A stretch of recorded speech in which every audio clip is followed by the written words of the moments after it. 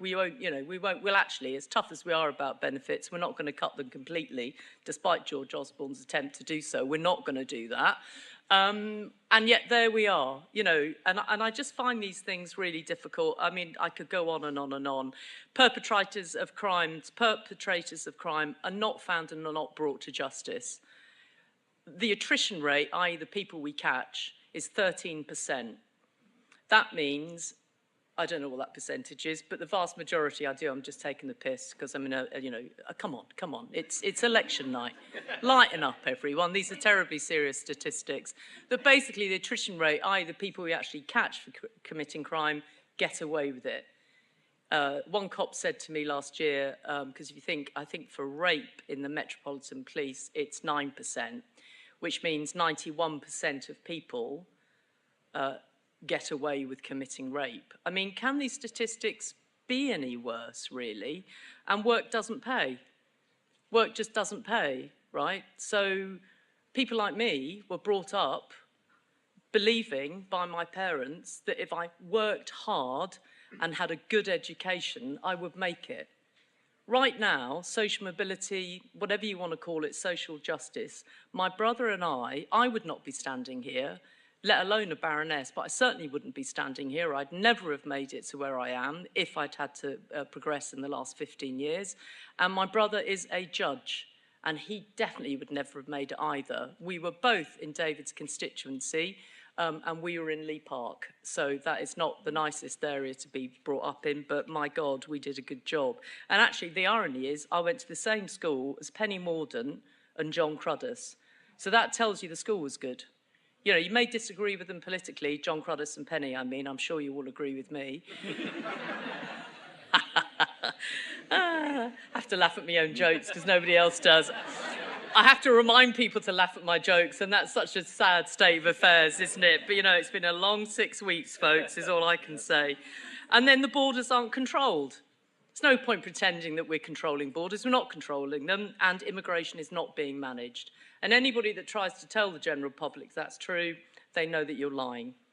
Let's face it, to most people, energy and water companies just appear as racketeers, really, demanding public bailouts as they sold off the furniture years ago, and now they want us to bail them out. So that's before I get onto things like transport, broken down trains, lived with that today, potholes, global worries like climate change, security, defence, and technology is advancing in this absolutely extraordinary way, but we appear to be frightened of it. So we're getting that right then as well, aren't we? So yes, David, if they spend the next 6 months saying, thank you, Liam Byrne, for the note that said the money's run out, which George Osborne used relentlessly to justify austerity, then yes, I think we will find that they shouldn't arrive tomorrow. I'm not involved in telling them what to do, but it would be absolutely daft to arrive tomorrow and say they can solve everything I've just talked about. And if they try to, they'll join the long line of people that overspin. Spin started under Labour as a sort of science, really, and I think they should regret it. I don't think spinning is something to be proud of. The same way I like people to tell the truth. I'd rather somebody said to me, Louise, you can't have what you want, more cops on the streets, because we haven't got any money.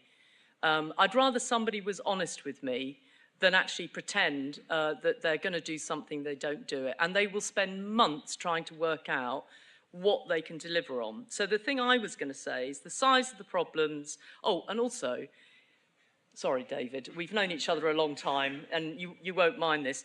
There is such an irony when you hear politicians go, got to make sure we have a decent opposition. Nobody in the Conservative Party would be saying that if they thought they were looking at a landslide tomorrow. It just doesn't happen. So, let's all, I doubt there will be a landslide tomorrow for anyone, but I don't know. There are pollsters in the room that know better. The most important thing for me is the simplicity of just being honest and straight. I would rather people did a few things really well than pretend they're going to do everything and spin that they reckon they've done it better. Like, bring waiting lists down, pick a couple of big issues that are impossible, like immigration and social care, and let's see where we can get. I don't think the left can keep dodging things like immigration, crime, housing and social care. And the reason I say that is because I also have a request of the Conservatives on the centre. The real worry about everything at the moment, actually, is that unless I am a centrist, right, I'm probably left of centre, but, you know, I am quite tough about crime. You know, I will build a few more prisons if I can get a few more rapists in them, you know, guilty as charged. You know, I am quite tough on certain issues, particularly law and order. But overall, I think the problem I've got is that if the centre, as it were, if the great centrists, of which, dare I say it, despite me disagreeing with you, Cameron, that group led something in the middle, if that just doesn't actually have any, you know, there's a bit of sort of, I want to ask George Osborne, do you have any regrets now about what you did in those first 5 years? The same way I actually want to ask Tony Blair, is there anything that he regrets that means that perhaps things could have been better? Like, if people can't own the fact that if we don't occupy that ground, then essentially the right and people I just don't want in charge of this country will take charge. You know, you all know this, you're all political aficionados. As you said, everybody's here tonight because, you know, we all love politics. And my worry is that if this government doesn't succeed, and one of the things it has to succeed in is making politics better and working more towards consensus and truth and dignity and politeness, as well as doing what you say you're going to do and not always ignoring somebody just because they're in opposition, then essentially I don't see how actually we can stem the tide of what's happening in the rest of Europe and, dare I say it, in the rest of the world. And I would say those are the stakes, not just tonight, but actually in what happens in the months and years from where we are here. And that's why I think this is one of the most important elections, but actually one of the most important things is what happens after this election, not just what the government does, but what we all choose to do. And then finally, I just wanted to say, you know, the most extraordinary thing is, is I just think that optimism and hope is something we can all own, wherever you are politically, on whatever bit you're on, right? Whichever way you look at it, everybody actually wants those list of things I've talked about to be solved. You know, I don't believe that people, I worked for David Cameron on the Troubled Families programme. I worked for Tony Blair on the Family Intervention programme. There's not much difference between those two programmes, right? One was done on a rag-bammer. Cameron came along and said he wanted to do it for slightly different reasons, but same outcome. Painted it blue and pressed on. Do you know what I mean? So there is something here about some things that are just right to do in society, that we should just do right and do it well. And that's where they wouldn't let me do this because it would take too long. But last year, and I'm waiting for somebody to finally invite me to Glastonbury or sit on the thing for 300 hours trying to get a ticket. And obviously then I'd have to sleep in a tent, which is not going to feckin' happen. So I don't know what would happen there. I don't want to pretend to be homeless just for music.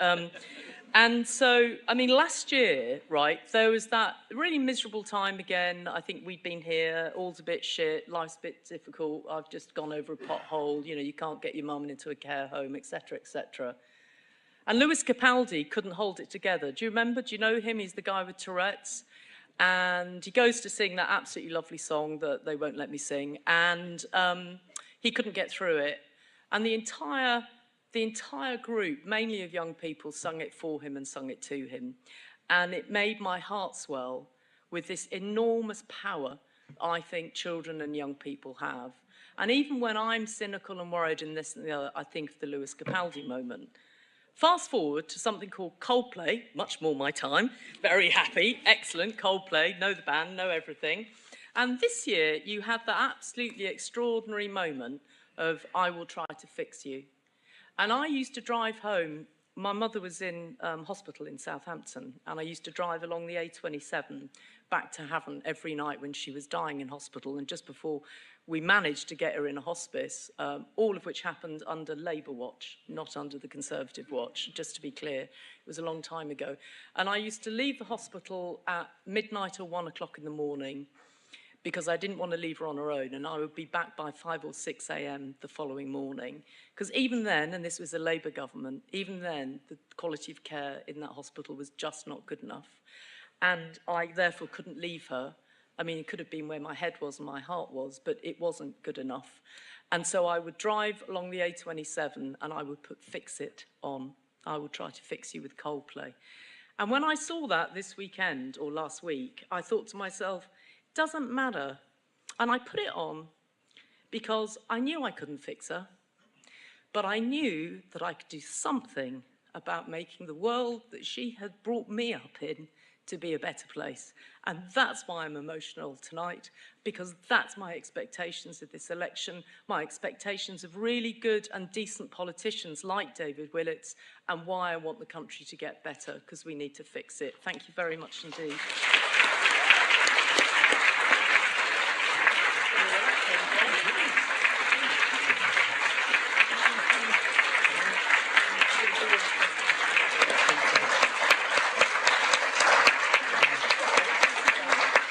Well, you did really well.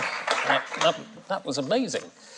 Louise, just congratulating yourself there on sticking only to time. That is a first. It's a first. That is a first. That was amazing. Incredible discipline.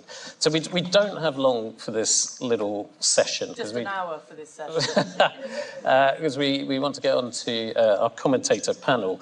But I did want to just come back to David and Louise on. I think that's absolutely right about trust being at the centre of this and the relationship with actually delivering for people. Because you'll have seen the British social attitudes data and lots of the survey work that we've done, the plummeting levels of trust in government. And what our work shows on the World Value Surveys, this is not a short-term issue. This is not an acute crisis. This is a long-term chronic condition that's going to take a lot of work to turn around for most of the people in the country. So I just want to just ask each of you, if I could, from all of that menu of things that we could do to fix the country, are there one or two things that you think that the new government really needs to focus on, particularly early on in the next Parliament?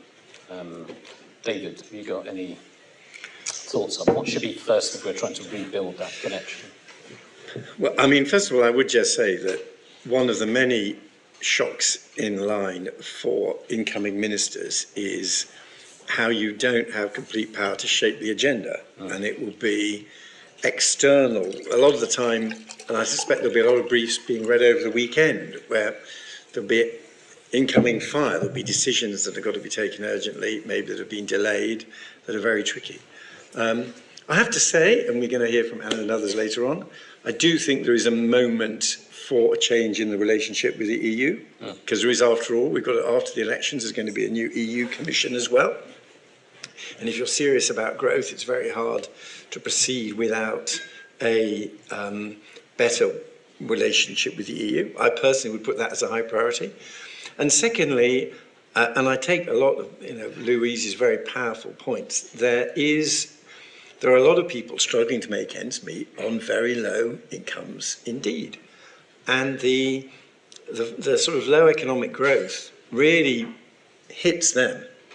And a point that the way I put this to my Conservative friends is that if you look at the British economy and our GDP per head lower than in France or Germany, and then look at living standards, you find that the top 20% of people in Britain, their real disposable incomes, their living standards are comparable with the living standards of the top 20% of people in France or Germany.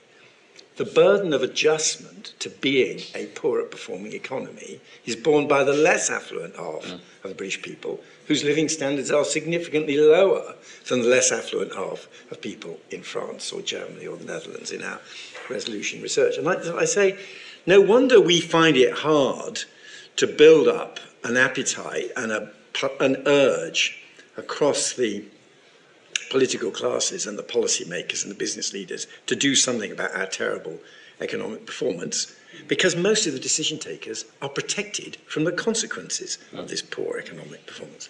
And so I do think that the standard of boosting, the challenge of boosting living standards, and it means tax and benefits, and of course it means real growth, I think that would be my second priority. Very good. I think my first priority would be growth, actually. If growth means more jobs, more income, some of the solution to the cost of living. But I feel more optimistic about some of the things that you could just actually. So let's go to an area which I know is important to some people in the room. If you look at something like violence against women and girls, you just look at the fact that we, I know it made unfortunate headlines, but if you look at the Metropolitan Police, and I now know this isn't just the Metropolitan Police, we don't have enough working fridges for specimens. So when a woman is raped or a child seriously sexually abused, we take physical specimens.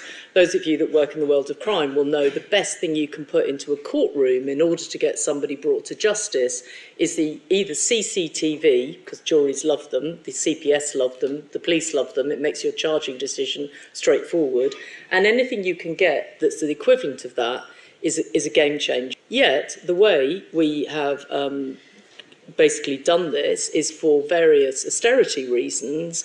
Each police force was given the National Forensic Service went out the window. Every police force commissions their own stuff, and actually what you get is you're more prepared to send people on a training course than you are to have a 500 quid fridge that will keep your kit in a way that you can put into a courtroom. You could just tomorrow decide you were going to do that different, because that's chip money.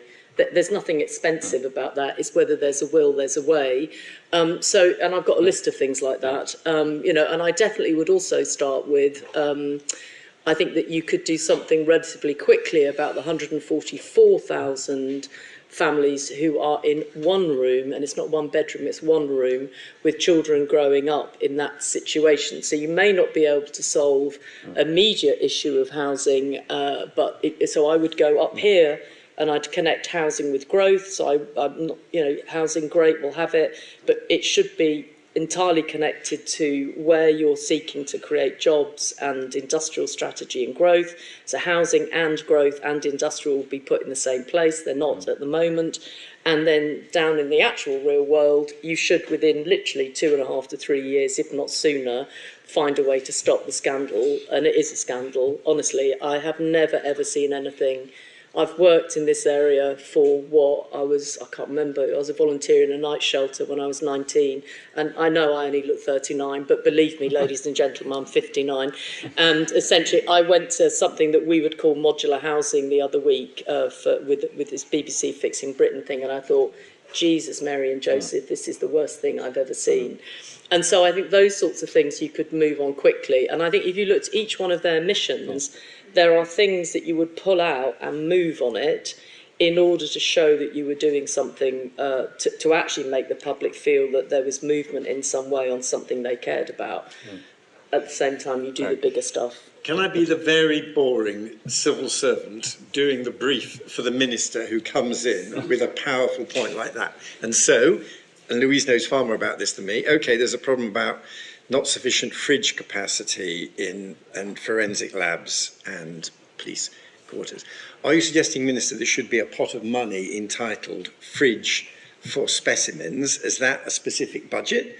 Very hard. We don't manage the court service by writing a cheque saying this is money to be spent in the fridge, or do you want an increase in the overall court's budget? If it's an increase in the overall court's budget, how much is actually going to go on fridges? How do you ensure? Do we spend another instruction on fridges? These are the boring. The people who have campaigned in poetry and then govern in prose are immediately going to find all these type of practical issues. So I agree that having been a poacher turned gamekeeper and gamekeeper turned poacher, I've been on the side of being appointed to drive things through, and actually I was a civil servant throughout that period. And I think there is something there about actually people not always, the yes minister thing. I agree that does exist. But I also think that if you take that particular example, there's an existing budget in every single police force for how they do evidence collection and all the rest of it. And I looked at it and I thought, if you just put that together in a different way, and that's where you just have to. There's a great BBC Radio 4 series done called Fixing Britain with somebody called Louise Casey. And in it, one of the things we cover is the sort of lessons of how you deal with government, joking aside. And I think what David has said is very, very true, but there are ways through it. And, you know, having done it for 18 years, and we didn't get everything right, but we did move the dial on most of the delivery things that I was leading or involved with. Not always brilliantly, but I think, you know, and that does take, actually, it's quite interesting, that does take a Prime Minister to decide what are their priorities and how often they're going to push them. It takes Secretary of States to own them, because they'll all be, whoever's elected overnight, there'll be letters going out at some point tomorrow saying, this is what I want you to do. And people in number 10 really believe those letters are going to be received and worked upon. And, you know, the minute they walk back, they all walk into Downing Street collaborative and they walk back down Downing Street thinking, my fiefdom, great, lovely, I'm now in charge. And, you know, I'm going to do my own thing. I've made my moment. This is me. And so there are techniques, though, I think, I certainly feel that there are techniques that you can bring to bear to make sure those things don't happen. Great. Just a final question for me, because we are eating into the panel's time. So I think you're absolutely right about the next election looks absolutely vital for the future of the country, depending on what happens between now and then. Whether the next government can succeed in making people feel better about things seems absolutely vital. And a lot of our work on culture wars and all the related things around how divided or polarised the country could become in the absence of the types of success and progress that you're talking about. So I just want to get your prediction and feeling, if we're fast forwarding to 2029 or the next election, how confident are you? What do you think it will feel like at that time? Do you have a sense of confidence and optimism or not? And that's our final bit, and then we will make way. Be optimistic. David. Louise is urging me to be optimistic, and I will be optimistic. I think that, and it's a classic observation, governments can do less in the short run than people expect, but can do more in the long run. And if you have a government that doesn't wish to fight culture wars, and doesn't wish to divide people that way, and never provides ammunition or material that promotes that type of challenge, you can, over time, you do actually influence the way that politics is debated. And a lot of things, there's a lot of indirect influence that politicians in general, but governments in particular have. And I'll give you a forecast for April 2029. I chair the UK Space Agency. An asteroid will come very close to Earth in April 2029. At one point, it was forecast to get very close. The latest view, it will be 30,000 kilometres away, but it will be for an asteroid pretty close and visible to the naked eye from large parts of Earth. So they will have a sort of astronomical symbol at the end of their term. Wow. So you heard it here first from the chair of the Space Agency. I can't top the asteroid thing. No, absolutely can't top that, so I might sing a Coldplay song. But so I think that the stakes are so high for the Conservatives, the Conservatives, that they will have to grapple with where they are. And if you think that, you know, reform will, at the moment, look like they're on the ascendancies, and it's the Conservatives that must grip that in some way. And I think I therefore agree with David that what we need, I would call it something different, but less divided politics, more consensus politics, but politics that are totally connected to the public.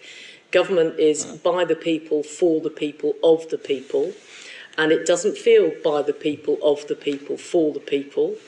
And when it disassociates from being of the people, you end up with division. And so I think it's incumbent on any political party who wants not nastiness and not, you know, anybody whose skin colour isn't quite right for them suddenly suffering again, not that they have not suffered, but you know what I mean, just becoming acceptable, then I think it's incumbent on everyone to make sure that the next administration and then the following administration and politics grows up and behaves how we should expect them to do so. All of us should do that, basically. Brilliant. Great way to end. Thank you so much to David and Louise. Brilliant. Thanks, David. No, very good. We drank that whole bottle of water. Oh, gosh. Don't worry. We drank all your water. just- You might need water and I'm done. We'll put another one there. Just going to welcome Anand. You can go do.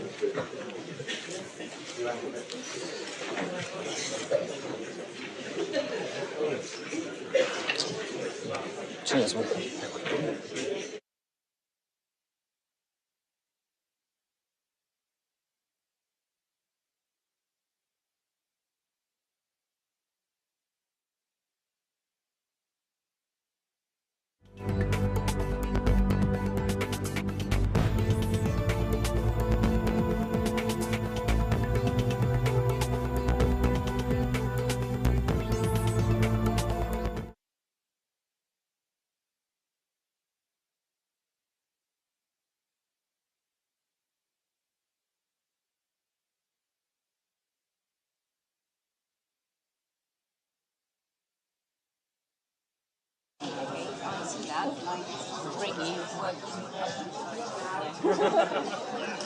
So I'm just going to.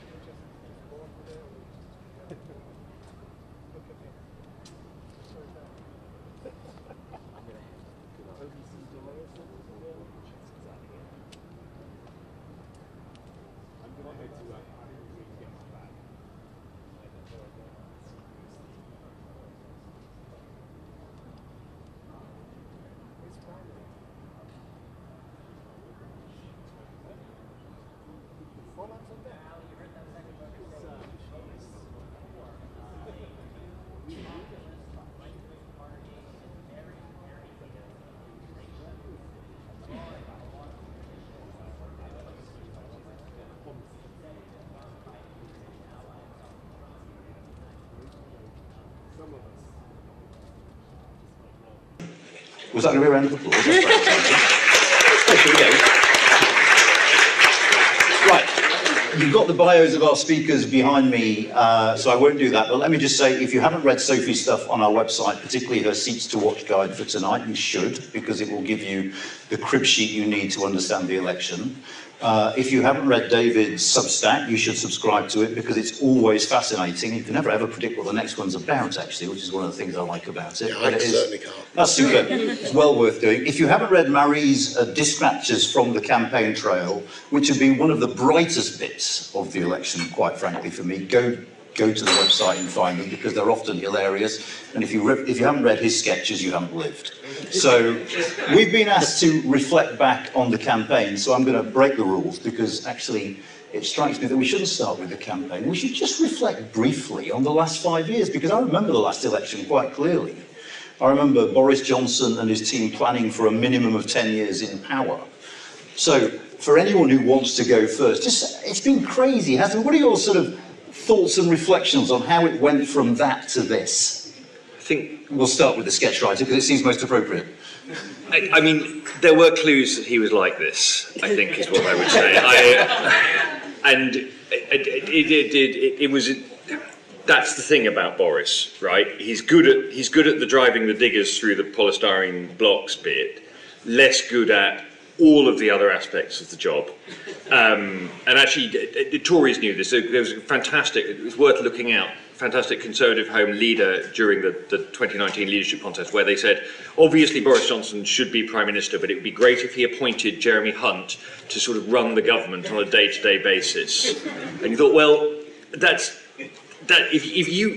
you're saying that, you don't want him to be Prime Minister. So I think that it was sort of, I mean, I wouldn't say the last 5 years surprised me, because it's all been a constant cycle of delight.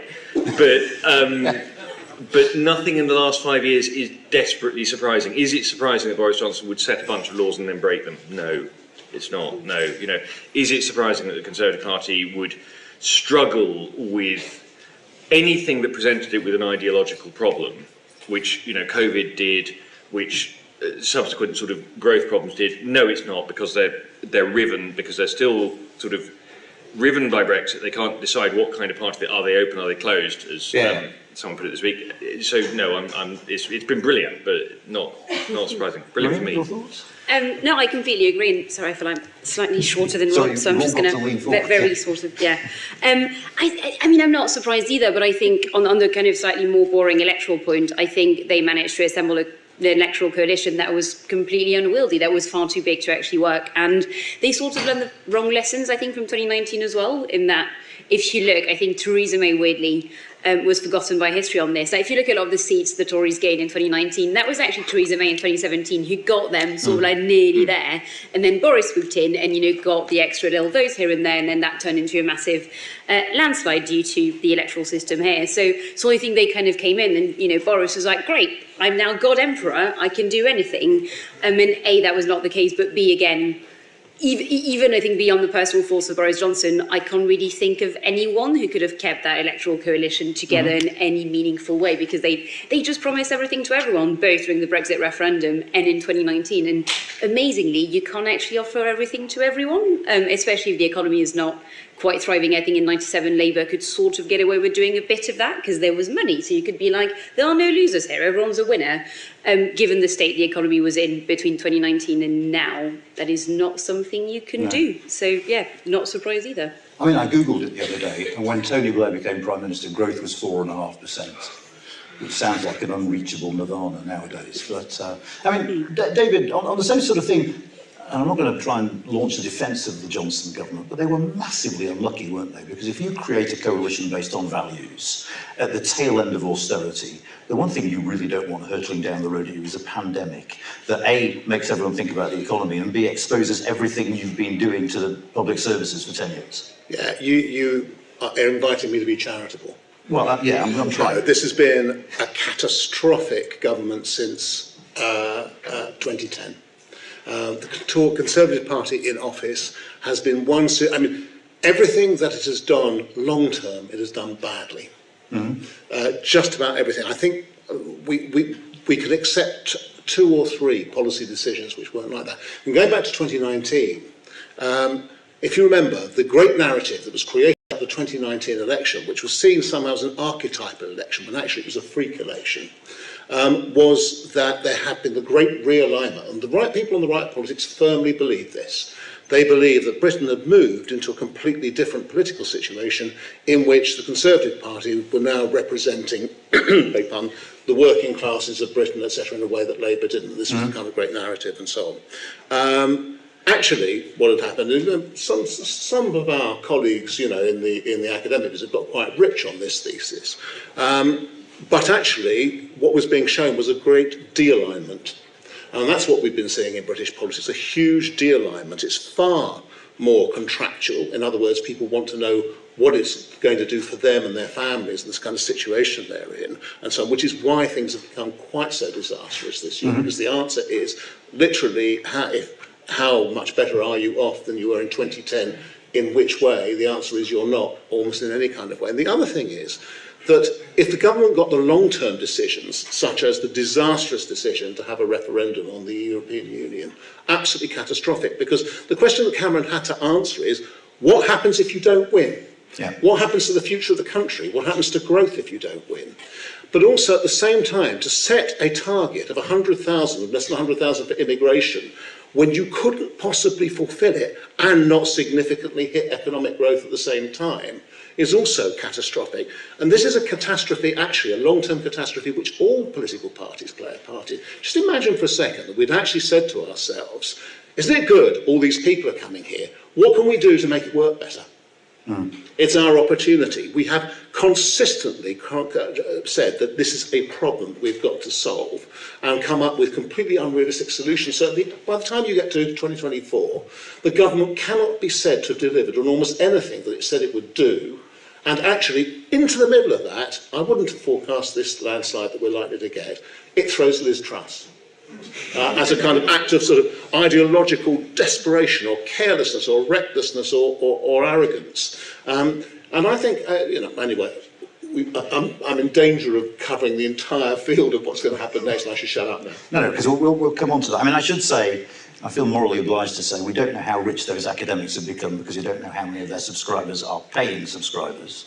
So we can that out. But moving on. So, I mean, two things, Sophie. I mean, one, to reflect on the last 5 years, because sort of talking in the office, we didn't foresee this until it became inevitable, and it's been quite an interesting story. But secondly, the story that David tells about the electorate becoming more transactional, becoming less wedded to parties, that's a good thing, isn't it? Because it means that politicians can't take their electorates for granted in the way they used to.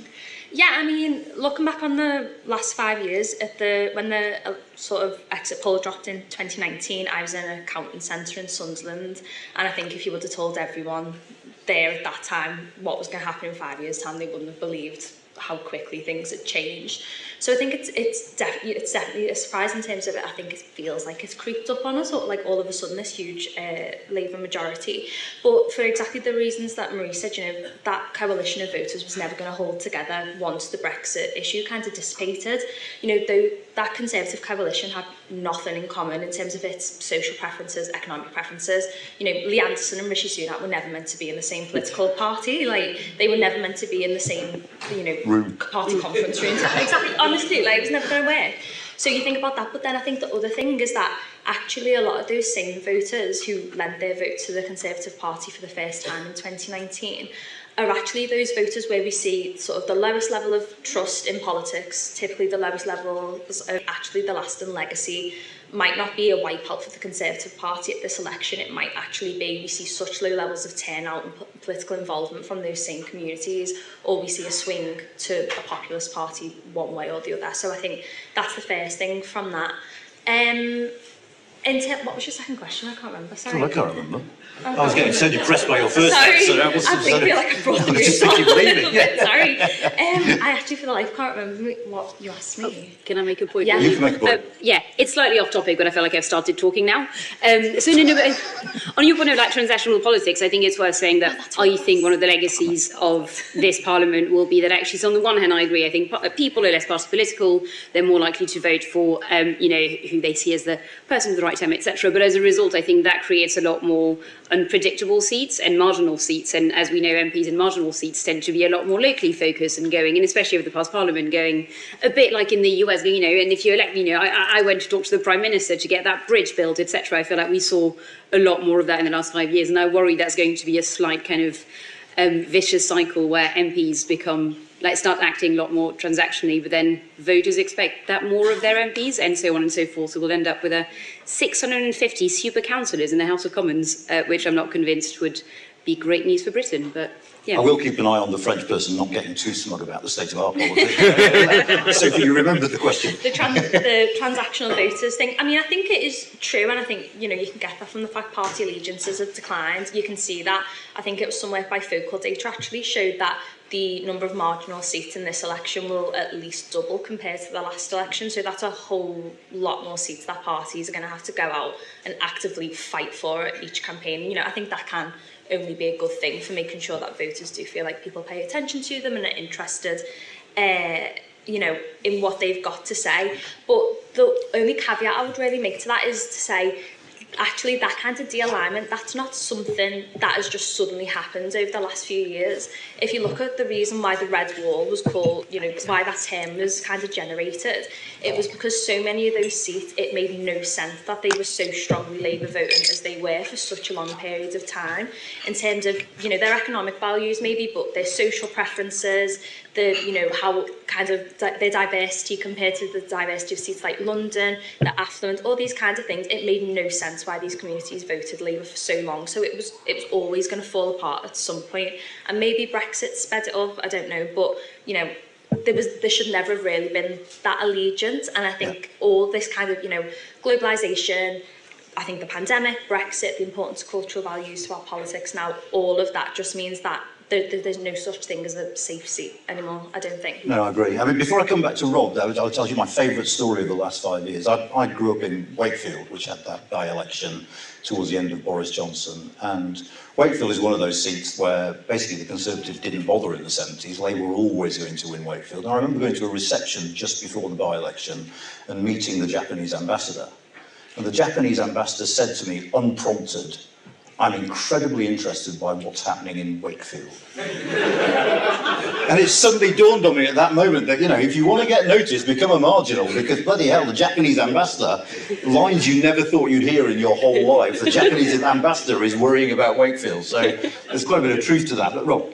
Well, the Super Councillor's point, I mean, if you watch Prime Minister's Questions every week, as I do, it's just been this long sort of, for 5 years, it's been sort of Tory MPs from seats that Tories have not traditionally held, standing up and saying, would the Prime Minister like to say that it would be great if we could have a new hospital wing, essentially, and different Prime Ministers to different degrees saying it would. And yes, which is, you know, at one level it's great, and it's great that they're paying attention. It's also, it's not, strictly speaking, sort of the job of MPs to be getting hospitals built in there. It's their job to be getting hospitals built, full stop, if you see what I mean, rather than to be arguing about which side of a constituency boundary they should be built on. And so this, it will be interesting to see how this plays out. Yeah, I don't know if Hannah White's here. She's struggling here from a Ryanair flight, which I think has been delayed, but she will be here in a minute. But I think one of the really interesting things about our politics, I don't know what you think about this, David, is MPs seem less and less interested in legislating and scrutiny and the jobs that we used to expect them to do, and spend more and more of their time, as sort of Marie alluded to, being glorified local mayors and bringing stuff home for the constituency, and that's affecting the way our politics works. Let's let that intersect with the, if you like, the one of the biggest long-term tasks of the next Labour government, which we will judge them by, which is reform of the planning laws. So almost everybody who talks about economic growth and says this is the way in which you have to kind of think about promoting economic growth says you have to reform the planning laws.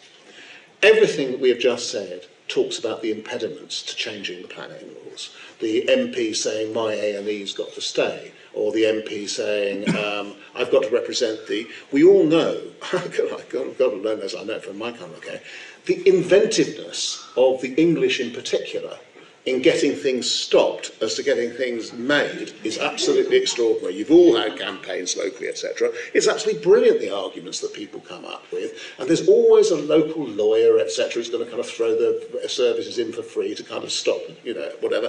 There will always be a complaint that's going to lead to more traffic, so you get the lefties on board, etc., and so on. So that reform of the planning law is a first order. Now, Labour promised it. So one of the things that will be very interesting straight away is whether or not they're going to do it. And if they do, that will force Labour MPs very quickly out of that position that we've just been talking about, or there will be a very, very early series of major problems. Was I naive and or cynical in just assuming they were going to build loads of houses in Tory and Lib Dem seats? There aren't going to be any Tory. There'll be some. You need to build them. You look at the MRP maps. You need to build them in the southeast of England. It's going red, and I mean, if I were Labour, I would be moving that through really fast before all these new MPs representing. Yeah. Where were we this week? Banbury, Bicester, beautiful, gorgeous parts of the country, and just like concrete them over before those MPs have worked out where their offices are. Would be my advice. It's not just houses, though. I mean, if you think about the plans to try and bring the cables in from the offshore wind farms, etc., and the incredible campaigns which local Greens, etc., will launch against those, you've got to knock those down too. Yeah. You've got to tell them, well, you had the pylons and you lived with those, and now you're going to live with these, because we've got to get them built, because otherwise we're not going to have the power. And we're certainly not going to have it at the sorts of prices you want. I mean, we seem to have a country that was designed for onshore wind, and we make it as hard as possible to build it, which is weird to say the best. But let's do what we were meant to do very quickly and talk about the campaign. I can't move for people telling me it was boring. I don't understand why. I think it's been fantastic. What did they want? What did they want? Yeah, I know. The Prime Minister delivered. So actually, announced it in the rain. I mean, for punched a veteran on D-Day. I mean, what did they want him to do? So Rob's job has been very easy during the campaign, it turns out. Go on, you've been round everywhere, haven't you? I have, but I found it headed. Well, in that basically, it's been half. So I think it's been funny but not fun, is how I would describe it. No, so it's been great from the Tory side because every Conservative has been happy to kind of like bitch about whatever's going on and the person next door, etc. Labour just presented a completely united front. So I think you did read about my newsletter for the newspaper. After the manifestos came out, I was tasked with kind of asking party insiders what they made of the manifesto, any good sides, bad sides. Tories, I just got a kind of avalanche of special advisors going, awful, we're all going to die, etc., etc. Labour, and genuinely, and I wish I were making it up, I messaged lots of people, 3 separate people replied in total, it's good. What do you want me to do with that? So I think it has been definitely occasionally funny, but yeah, on the reporting side of things, Labour has just been so tightly kind of, held together that it's been really hard. Basically, so really hard covering an election where we know exactly who's going to win, but the people who are about to win do not want to talk to you, so you just focus on the people losing anyway. So yeah, it's been weird. It's been weird. Yeah, I mean, all through the last 4 or 5 years, I've been saying, I really ought to write more about Labour, but every time you sort of say, today's the day, going to go and sketch, Johnny Reynolds or something, and then there would be a Tory disaster, and it's like, okay, fair enough, lads. They are the attention-seeking child in the garden, and actually that's continued into the. Because I thought this week, have I sketched Keir? And then I know I went to the manifesto launch. I must have sketched Keir at least once during the. So I went to do him again, and I went to do him in Banbury or Bishop, but it was Banbury, and the thing I found myself sketching actually was this incredible machine of, there's an advanced team, and we got there early, and so we got to watch them all setting up, and you're going to be interviewing him. Are you on camera? Okay, well, he's going to sit here, you're going to sit there, I'm going to photograph you, I'm going to photograph where he's going to be, and then we're going to look at these photographs, and do we have the right background? Is there anything stupid? Is this sending the message we want to send? It was hard to sketch, but a joy to watch. Just to watch people performing at the top of their game. And then, the following evening we go to the National Army Museum for the sort of penultimate Rishi rally where, what are the jokes about Rishi? Well, he goes everywhere in a helicopter. Can we have him giving the speech underneath the helicopter? Would that? Can we actually get a huge helicopter? Yeah, I found one. I found one. He can stand underneath and speak. Oh, the sound didn't work. The whole having Boris there thing, but they're there, but they're not speaking. So there's sort of a completely different level of operation. What have you made of it? I don't like campaigns, election campaigns, and unlike David Willis, I think they're always rubbish. I think, one advantage of being as old as David Willits is not only do I remember the things that he remembers, I remember the things he appears to have forgotten. like Labour's double whammy, do you remember that one? And so on, and other things, and how it was all Labour's fault in 2010 that we'd had a subprime crisis and other kind of, things which the Conservative Party did, and Labour returned the blame. So I don't like campaigns, and they are the moment when politicians cannot possibly tell you what they think. It's impossible. They have got to be incredibly disciplined, unless they know they're going to lose, and in which case they do what Suella Braverman did. And so on. My absolute favourite moment, therefore, is Nigel Farage on that stage when somebody lets the picture of Putin. Firstly, this is a moment of total truth. It's a moment of total truth, which everybody really should kind of reflect upon, etc. The second thing is that a really good politician makes light of it, has a bit of repartee. What does Nigel Farage do? He says somebody at the Columbine Centre is going to get the sack. Charming, you thought, well, okay, well, that gives us a fair kind of idea about his personality. So, in a sense, if you like kind of moments which epitomise particular personalities and moments, then that would be it. Otherwise, the real fun is tonight. The real fun is tonight. For me, it's the numbers. It's the constituency names. It's the places you've never been, the names of people. What I love about tonight is the possibility that people will get elected who really didn't want to be MP. and people will remember that poor doctor in Wimbledon in 1997 who'd had a lovely practice and he really enjoyed it, and somebody said to him, Roger, go stand in Wimbledon, etc., you make a kind of fist of it, we'll never win. And he won. It was an absolute catastrophe for him. I mean, the serious side of that, I suppose, is when you have snap elections and unexpectedly big majorities, due diligence hasn't been carried out on all the candidates, as we saw in both 2017 and 2019. But Sophie, you're not as old as David. I'm hoping you're not as cynical about campaigns as David. What have you thought of it? I feel like working in politics just like speeds the process up. So I feel like I'm beyond my years in political cynicism. I think for this campaign, I think the reason why it's felt so boring is not even necessarily because I think it was any less eventful or more eventful than your standard campaign. I just feel like everything was so low stakes. Like even the gaffes were like really low stakes. Like he's put a bet on, but it was only for 200 quid. Like, like if you're gonna do it, throw £1,000 on. Do you know what I mean?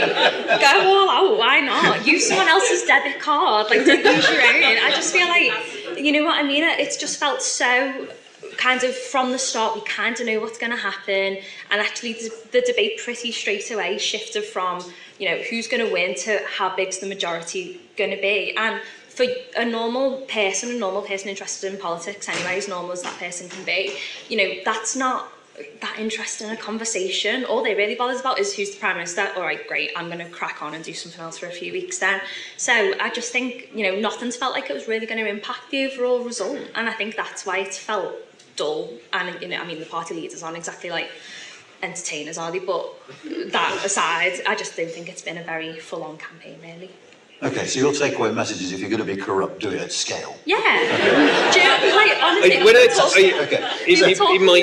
when I worked at Bloomberg, which was I did for a long time, every so often a new executive editor would arrive from America and say, we're going to dig into the numbers of this, you know, this is what we're going to do, and I would sit them down and I would show them the actual numbers of the cost of British general election campaign, which are sort of what you pay to run in Montana or something. It's basically the whole lot, and they'd stare at it for a bit and then they'd go away, and I'd never hear this idea again. Has the campaign made the blindest bit of difference? I mean, I think if you look at the polls in terms of national vote intention, it doesn't really look like it. I mean, gone up and down very slight numbers for the main two parties, but actually I think a lot of the interesting stuff's been going on kind of underneath the surface of that. So say like when Farage returned to the campaign, the number of 2019 Conservatives saying they'll vote reform went up by about 5%. It's not increased that much since then, but, you know, it did go up. Another big thing, Lib Dem voters and Labour voters have become more likely over the course of the campaign to say they'll vote for each other's candidate if it means getting a Tory out. So, like, all these sort of things have been going on that don't really register at, like, national opinion poll level, even necessarily in, you know, MRPs or anything like that. But they have made a difference. It's just, you know, as it dented Labour's majority, probably not very much. And is it fair to think of the Lib Dems, I mean, it strikes me the Lib Dems now are a bit like what we've just heard about the Tories and the Red Wall. That's to say, even though they lost MPs in 2019, they came second in a hell of a lot of places that none of us gave any attention to at all. But all of a sudden, those second places are now the places where they're looking to win. Yeah, and I mean, Lib Dems, you know, when they go all out in these council elections, they know what they're doing. They do it on purpose because it gets them a really strong local activist base of support that they can mobilise super quickly at a general election, particularly in places where they've come second. And if you look at where I've had the joy of tracking where Ed Davey's been going for the last 6 weeks, so I know all of his movements from like the start of the general election campaign. I reckon, I mean, not all of them, but most of them, the public ones. And and when you look at where he's been visiting, it's super targeted. It's places where the Lib Dems came second. They need less than a 20% swing to take it off the Tories. Most of them have got an issue with, you know, water pollution or sewage or stuff like that, and they're just on it. They've gone places where they know they can win, and they've been very efficient with the resources. And I think that's the difference from 2019, is that they've just mobilised themselves way better. Well, on the Lib Dems, put your hand up. It's fine. I'm polite, sue me. No, so on the Lib Dems, I do think they kind of will be the mystery box of the next Parliament, because they did the really clever things, you know, when we had the 1 million by-elections under Boris and Liz Truss, and to an extent Rishi Sunak. The Lib Dems gained quite a few seats, and obviously the Lib Dems, what they're good at is doing the hyper-localised kind of, you know, focus on very local issues, nearly apolitical in a way, kind of like by-election campaigns. So did that, gained a bunch of MPs. Then we had the general election campaign where Ed Davey just did stuff.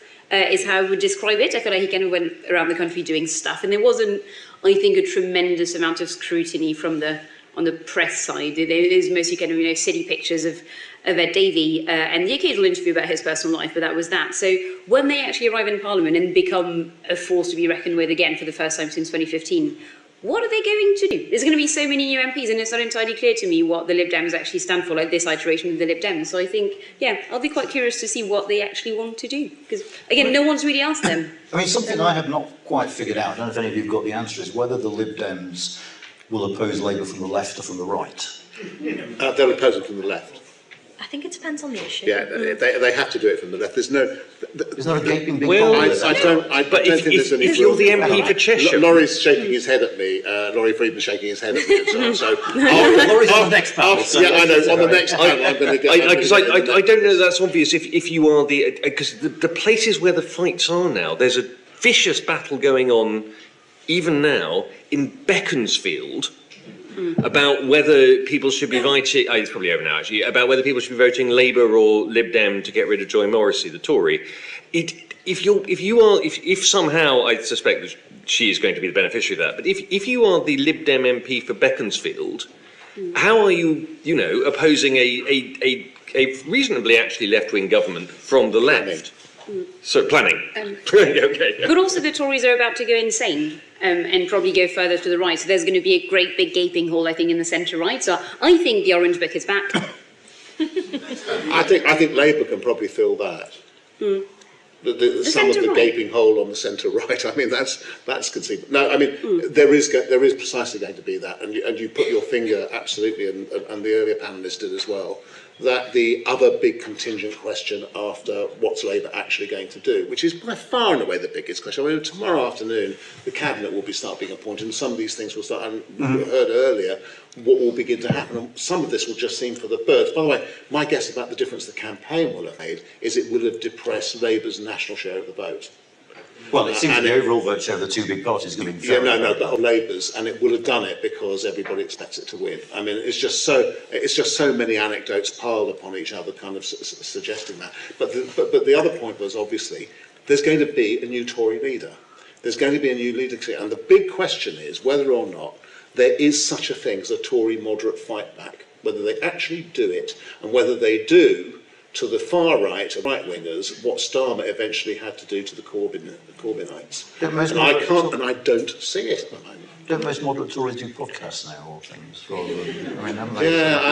Yes, I mean, one of the great things about Substance, as you mentioned earlier, etc., is that they're a great way of monetising very small groups of people who you then think represent much larger groups of people.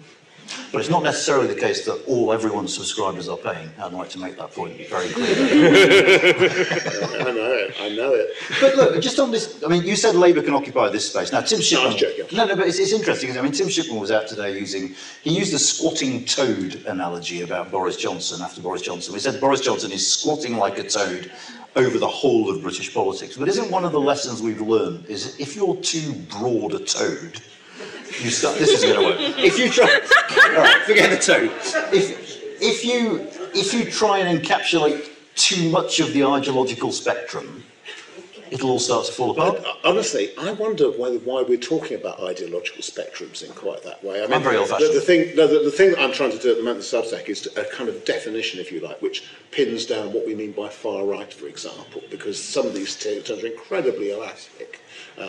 There is a kind of significant ideological difference. But I don't think you'll find that what the Labour government is thinking about much is ideological at all.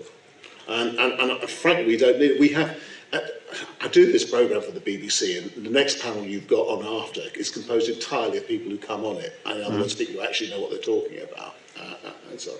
And the head of Radio 4 likes me to come to a one-line conclusion at the end. And the one-line conclusion you can come to almost anything to do with Britain, any policy, is why don't we start thinking about the long term? Why don't we do something about the long term? It's every week you practically say that. But isn't the very simple answer to that because politics? And actually, I mean, sometimes thinking and wanting public policy to be rational is to wish away democratic politics. You have to make that your politics. That is the politics that you have to make. You have to say that is the politics that we've got to look to. Yes, that means, I mean, a lot of these things are to do with things like social justice, etc., and the things that you want to be able to afford and things that you want to be able to do. But in the end, everybody, I think British people understand you can't do those things unless you have the capability to do them and you put them in the right order. That's what you've got to say. Go on. So, no, on the long-term thing, briefly, I was quite interested in, I think it was a briefing from Lotto in a newspaper last week, who said that their ambition is to basically not have a major reshuffle in the entire first 5-year term, which, I mean, I call bullshit on entirely. That's not going to happen. I'll put all the money I have in my account on that not happening. But So I thought there was... So I know, literally, but I did think that was actually quite an interesting clue as to how they're going to govern. It is quite an interesting ambition to say we want to have as few sort of different ministers as possible. So it may be, if one decided to be optimistic, a sign that they are thinking about the long term and the kind of stability in politics, a thing we've not had for some time. I mean, I get that. I was listening to Louise when she was on a second ago saying, you know, I would personally rather politicians were honest and said, I'd love to do this, but I can't because we haven't got the cash. I mean, I wonder if the electorate as a whole is that forgiving or that into honesty. I mean, I think it's quite hard to be that blunt and straightforward and get elected, isn't it? Am I being too cynical? The interesting thing, one interesting about watching Starmer in this campaign is that he's not a sound bites man. No. So you know, the first debate when he had to give every answer in 45 seconds, he's still clearing his throat after 45 seconds. Whereas actually with the Sun sort of not debate competition, very few people watched it. So. But what was interesting about that was actually we got the first good answer to the question, tell us about you and Jeremy Corbyn, because he had time and space to develop it. And he basically said, look, every Labour MP faced a problem and people dealt with it in different ways and none of us are very happy with ourselves. And listening to that, you thought, right, okay, you have explained that you were in a difficult situation and you had to do a difficult thing where none of the choices were good. And he can do that. But actually, it was interesting that by that stage, we were sort of 4 weeks into a campaign. It was really the first time that he'd had a chance to / been forced to, both somebody just sitting on that question, but also giving him the space to sort of talk us through this. And the trouble is, so much of politics is, you know, so much of this campaign has been, £2,000 or this or that, you know, and Rwanda, and not a kind of, right, let us explore why, you know, vast numbers of people are moving around the world at the moment and what realistically you can do if you want to stop them moving to you, and whether in fact you do want to stop them moving to you. That's not the kind of debate that we have, certainly in elections. Yeah. No, that's true. Actually, I want to ask one question about the future. I just want to check, Bobby, can we take questions from the audience? Is there a mic? So I'm going to come to you in a minute. We've got about 10, 15 minutes left. There's one question I just wanted to ask to sort of round this bit off, which is, are you optimistic about a new Labour government? I mean, we actually seem to be saying these people seem sensible, these people aren't going to be playing musical chairs with cabinet posts, these people seem rational, they seem to have plans. So is it all going to get better? Somewhat. Yeah, that'd be. Can I say things are going to get somewhat better? Well, you can, I suppose. Yeah. Okay. Would you like to elaborate? Oh yeah, but I guess I'm just like moderately optimistic. I suspect. I don't know, but again, you know, that being said, I found it really interesting looking back at the 97 campaign, you know, the famous, you know, was it like New Labour pledge card, which everyone still talks about a lot. And actually, when you read it, it's incredibly boring. I think one of the pledges, I think, make sure that all classes of 6 and 7 year olds have a maximum of 30 pupils. Like, out of like 5, I think, is like pledges. So again, you know, and obviously, and then the New Labour government did end up doing a lot. So I try and cling on to stuff like that and think maybe, you know, it'll be all flashes and confetti and glitter for 10 years and Britain will enter a new era of glory. But yeah, I don't know. It's also quite hard to get hyped up. I mean, I think it comes with the caveat as well of how big the majority is. I mean, the bigger the majority, the more you can afford to annoy a few voters and not win their votes back the next time by taking that bit more radical action. Because, like, just as we were talking about, you know, Boris Johnson had this really broad coalition, Keir Starmer's going to have exactly the same issue. I mean, in a way, winning so many seats from so many different parts of the country is a bit of a curse because you've got exactly the same issue. You've got voters who have completely different preferences and you're never going to satisfy them all.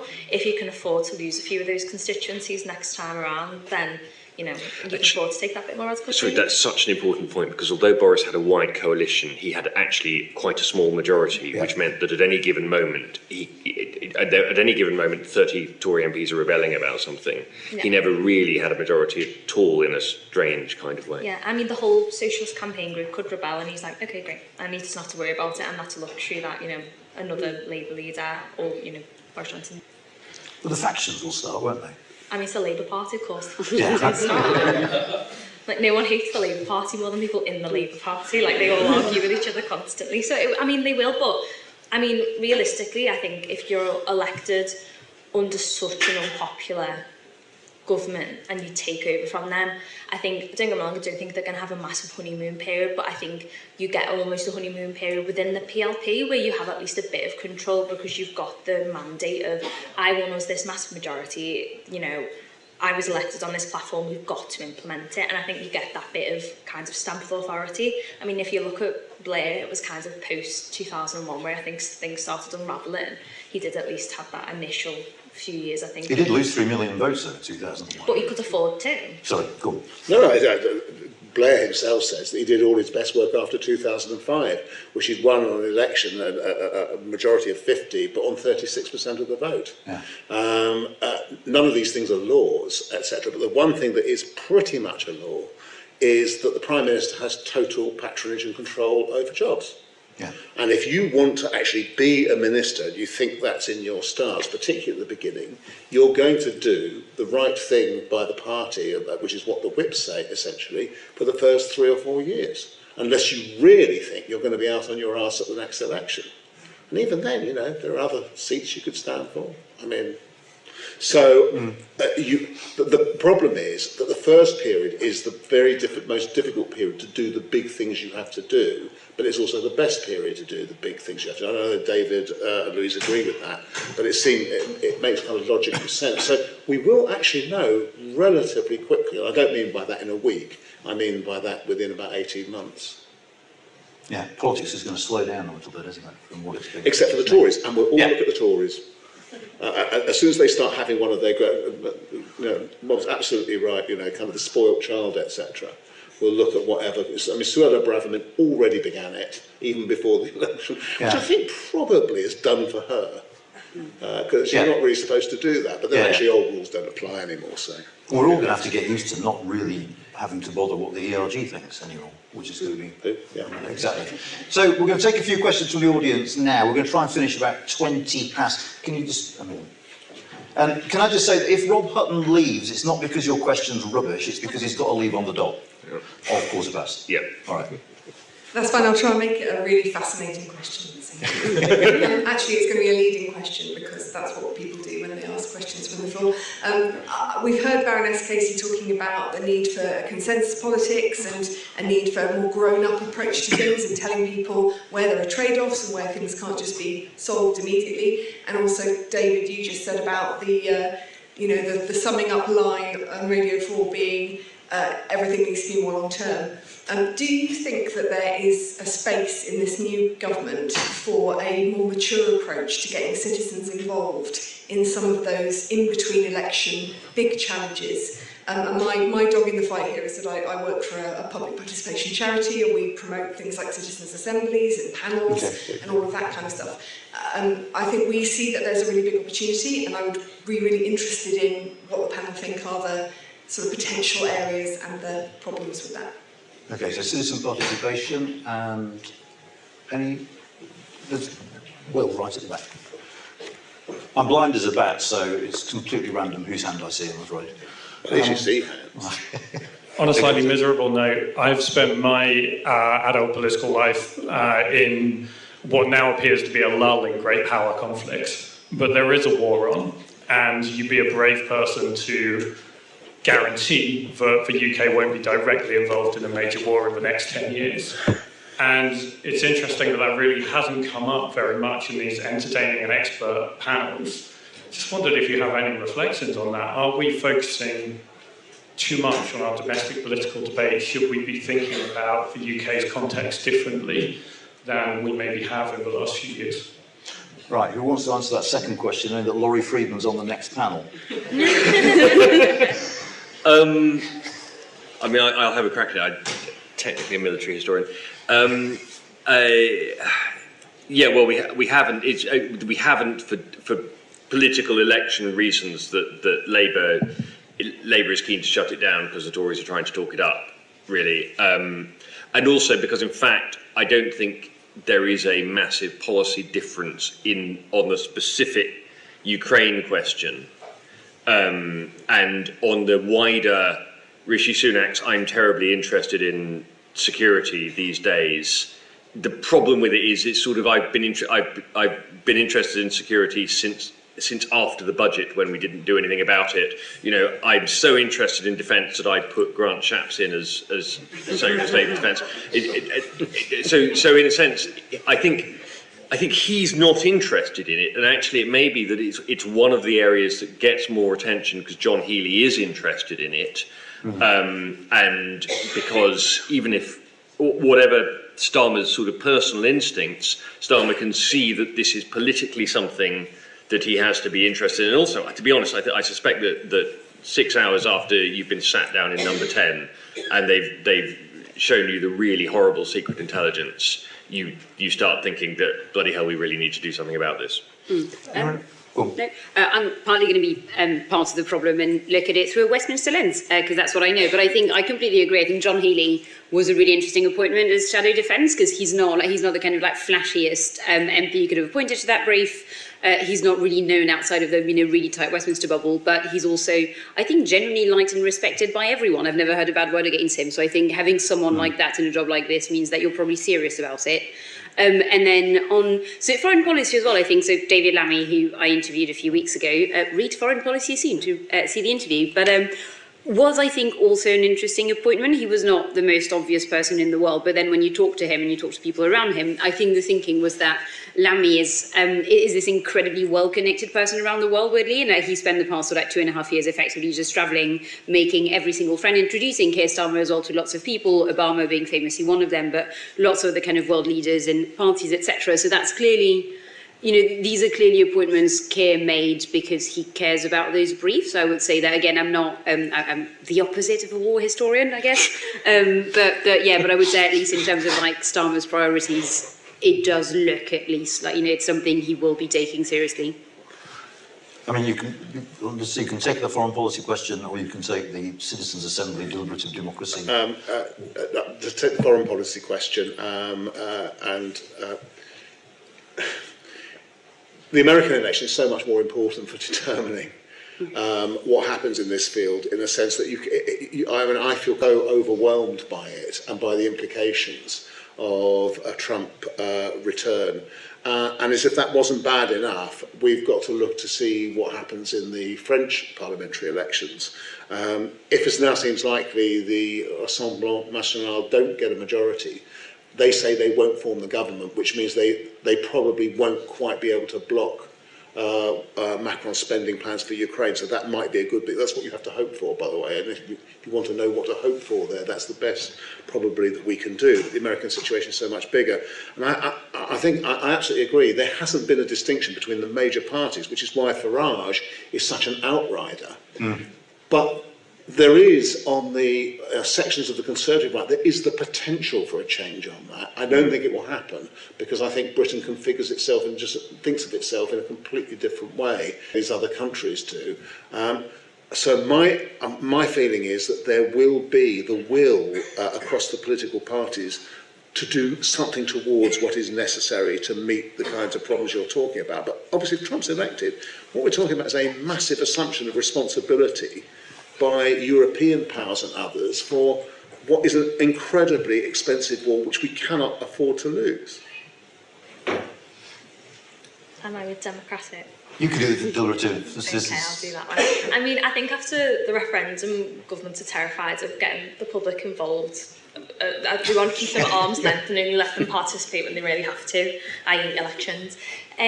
So, I mean, I can't really see anything. I mean, partly for that, but also just partly because I can't see Labour having to deal with anything that's so politically sensitive that you have to employ methods like, citizens' assemblies and more deliberative methods. I just can't see them taking on anything that's so politically sensitive that they have to use something like that.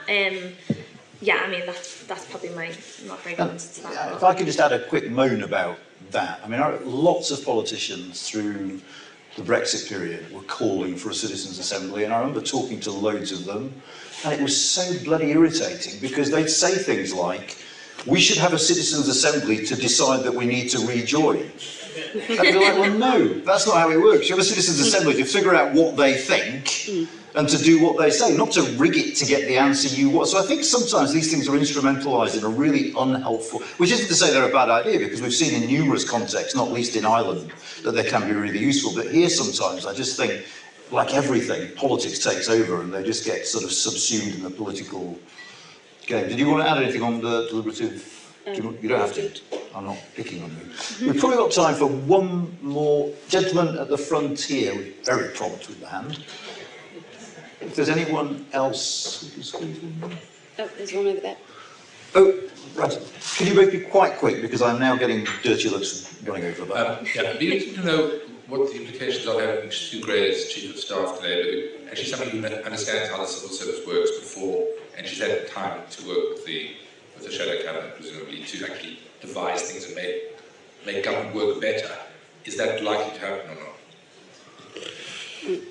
I'm going to say, with Jill Rutter coming on the panel next, only a fool from this panel would answer that question. Yes, I want to talk about participation and engagement, because I've covered elections all over the world, and I think British elections recently are incredibly closed. If you were going to cover an election in Germany, there would be public meetings. You could go on candidates' websites, including party leaders' websites. They would have a timetable for the whole campaign. There would be posters around. Oh, that's better. There would be posters. That's better. There would be posters around the town saying when the dates, when somebody coming. Angela Merkel comped was all over the places that she was visiting. There is nothing like this here. The closest that people probably outside this hall get to being involved in the election process is to watch things on television, which are really, that they're made for television. You can't go to those events. You don't even know they're happening until they appear on the evening news.